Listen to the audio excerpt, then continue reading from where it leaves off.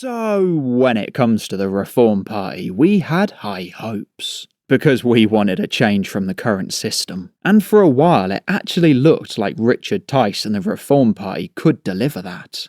However, it's important to remember that these are politicians and they are just playing politics. So what I'm going to bring you today is a 3-part story, and whilst I was putting the video together there was actually some new developments as well, because things started by getting weird and then they just got even stranger, including a few tweets from the Reform Party where you can see just how much these politicians are able to flip-flop. So I'm sure you're all aware by now, and I'll do this bit quickly. The Reform Party let go one of their best candidates in the upcoming election. Well, I say let go, I mean they pretty much sacked the guy. And that was a man named Bo Dade.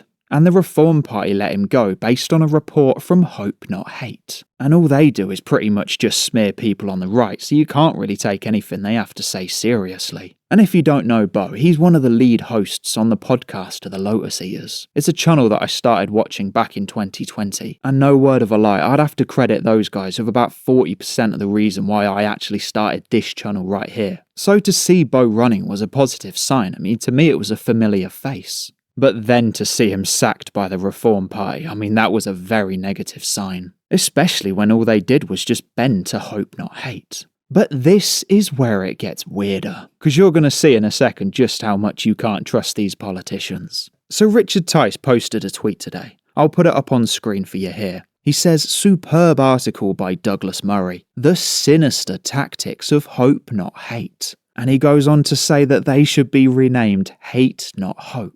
This is a week after he caved to that same group, and he sacked one of his best candidates based on what they said. I mean, to me it just shows that Richard Tice, he might be able to defend you in a tweet, but when it comes to actual defence, I mean this guy is literally nowhere to be seen. Because anyone can just put a tweet out, but when it comes to actually defending your candidates yourself, like I said, they just completely flip-flop to Hope Not Hate. And I think Bo's response, to be fair, I think it actually says it all. And just before we get on to the third part, I know this is not the Reform Party's first mess-up. And let's be honest, it's not going to be their last. And I guess you also can't judge people based on one action. But you do still have to judge them. Otherwise, you're not actually going to get the full picture. So to completely flip-flop on the issue 1 week after this, like I said, it's really not a good signal. But this is the part where it gets even stranger. Because the Reform Party, again, a week after doing this to Bo, they put out this tweet earlier.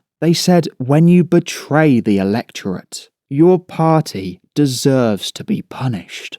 Which is strange. Because they just keep betraying everyone. I mean, not even just on this issue, but on a whole wide range of issues. Like, I'm sure if you're having doubts about the Reform Party at the moment, it probably has to do with the theme of betrayal. And now they're out there putting tweets out about the very subject, a week after committing betrayal themselves. What I will say, to be fair, if I was able to speak to Richard Tice, I'd pretty much tell him the exact same thing that I tell my boss on a daily basis. I'd say, look, Richard, we're trying to like you. We're trying to like the company message as well. But you just keep doing weird stuff. Like I said, it's the same as the company that I work for. They just keep making weird decisions and they wonder why they get weird results. It's a bit like this video, where illegal migrants have been complaining about free food. So, thank you for becoming one of the 29,830 subscribers. Thank you to the channel members. And thank you for checking out this very weird video. This country has gone crazy.